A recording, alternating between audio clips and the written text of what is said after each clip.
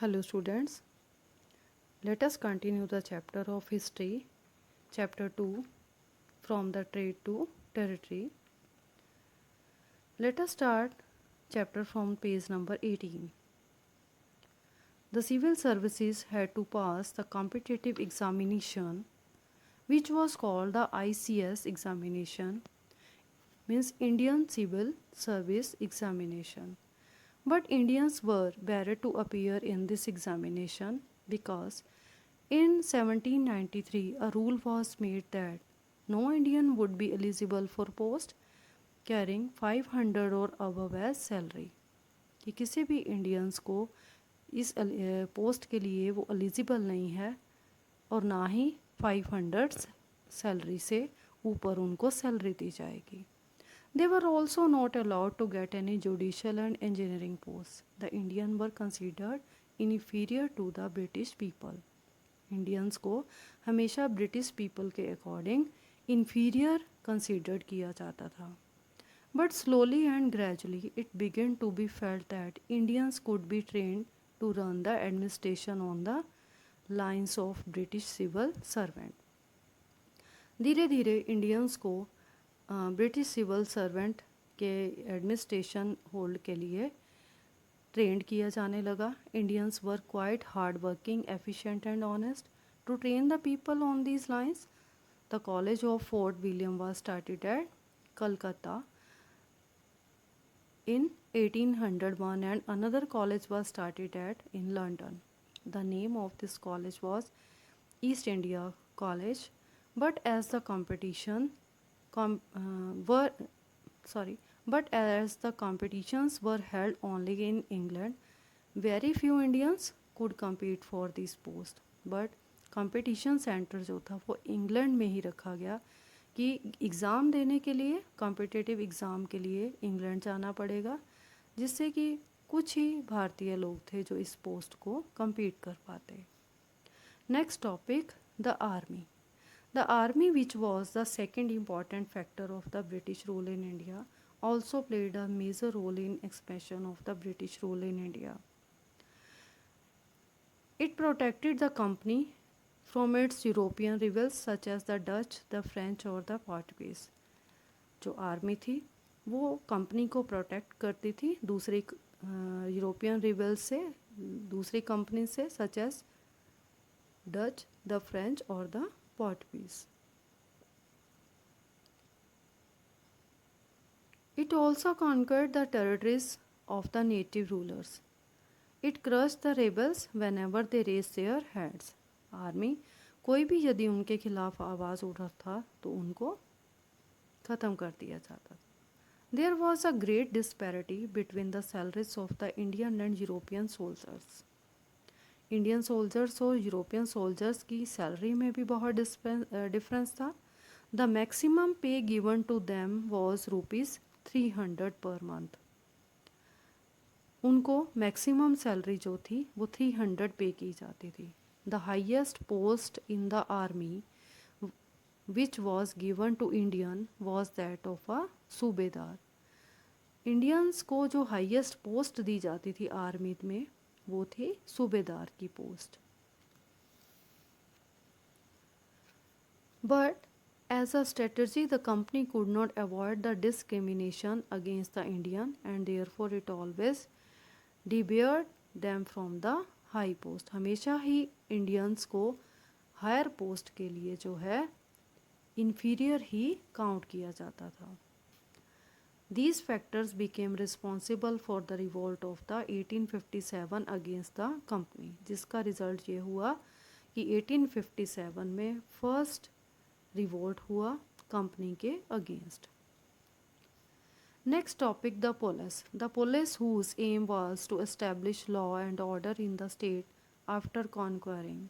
It was the third important pillar or factor in the expansion of British Empire in India. Police जो थी वो बहुत helpful रही Britishers की empire को एक्सपैंड करने के लिए इंडिया में. During the times of Lord Cornwallis this force was given a regular shape. A superintendent of police was appointed in the every district. He was the chief of the district police. The thanas were also established. The head of the thana was said a daroga. हर एक थाना में एक दरोगा को बिठा दिया गया. This duty was carried out by the watchman in the village.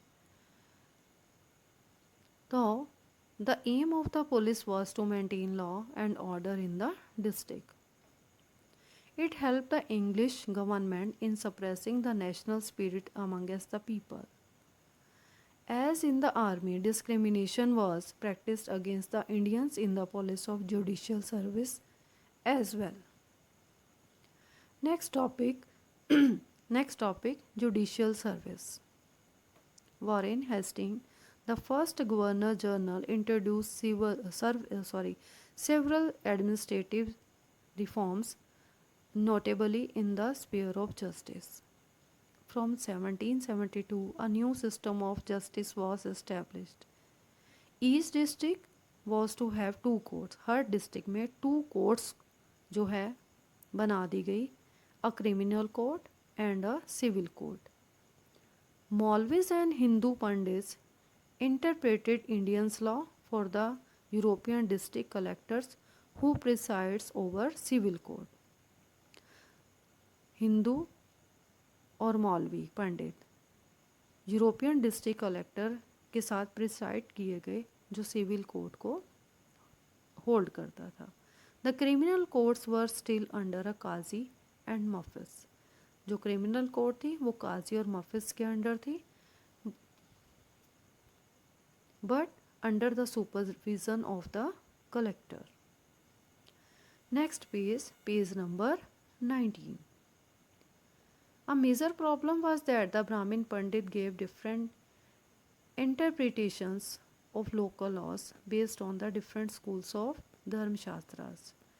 जो ब्राह्मण पंडित थे वो लोकल लॉज को देखते थे जो कि अब उनके धर्म शास्त्रास और डिफरेंट स्कूल्स पर जो है वो डिपेंड करता था. To bring about uniformity in 1775, 11 pandit were asked to compile a digest of Hindu law. Hindu laws को जो है यूरोपियन जजेस के बेनिफिट के लिए कंपाइल कर दिया गया इंग्लिश में. By 1778, a code of Muslim law was also compiled for the benefit of European judges. एक न्यू अदालत जो है वो बना दी गई. सरदार निजामत अदालत was also set up at the Kolkata. The principal figure is an Indian district was the collector.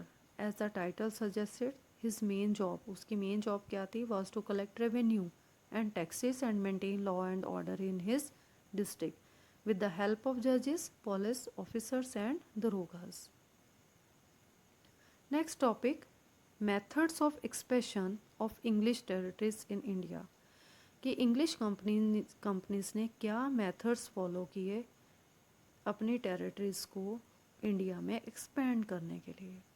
Following were the main methods adopted by the British to expand their territories in India. First, by conquest, लड़ाइयाँ जीत कर. The British fought a number of wars to expand their empire in India. They added the territories to their empire after conquering Indian states such as Sindh, Punjab, Bengal, Mysore, Hyderabad and certain portions of Myanmar and Nepal. Second, by subsidiary alliances.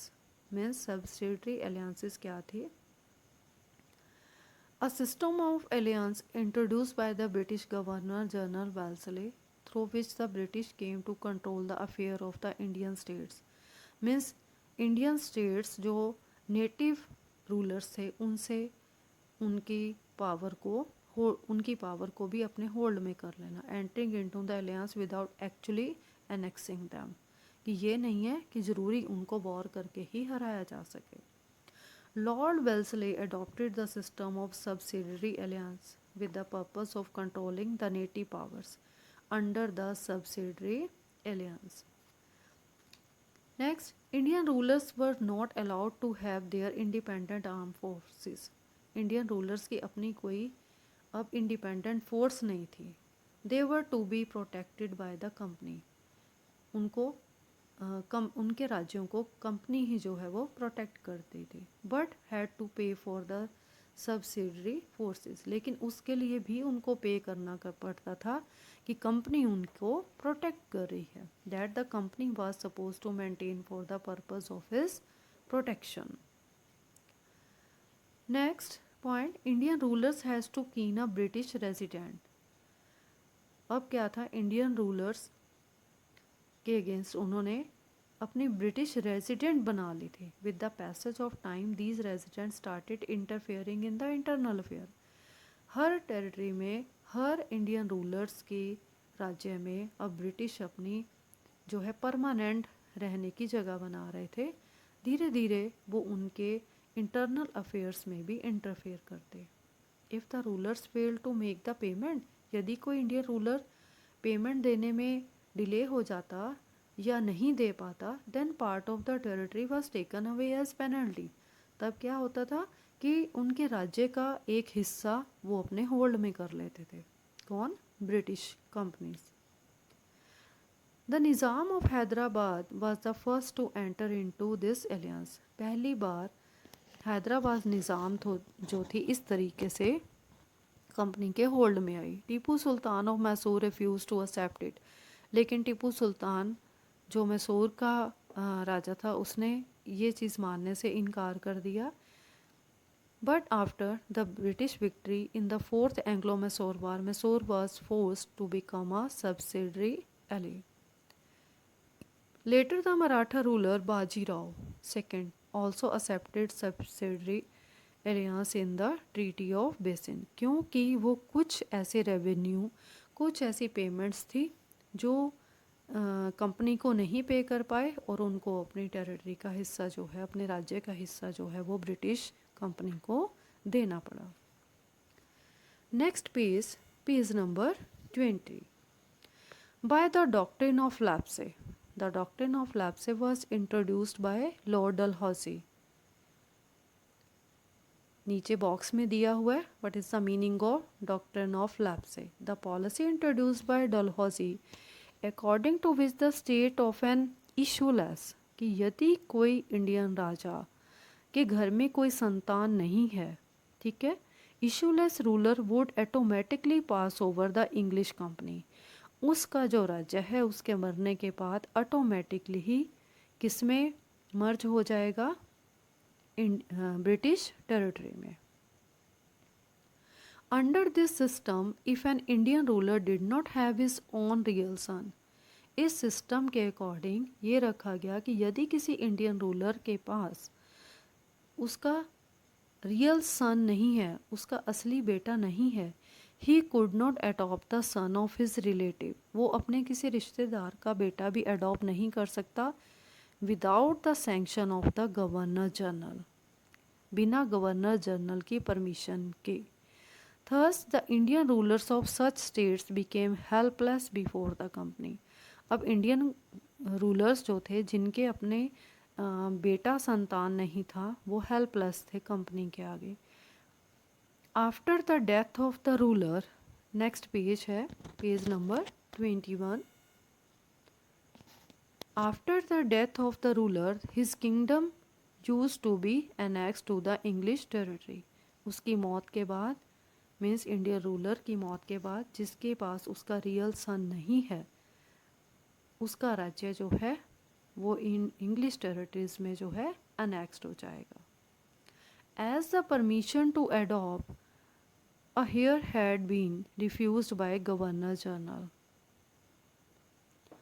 In this way, the company annexed Satara, Nagpur, Jhansi, Jaipur, Udaipur, Baghat and Sambhal.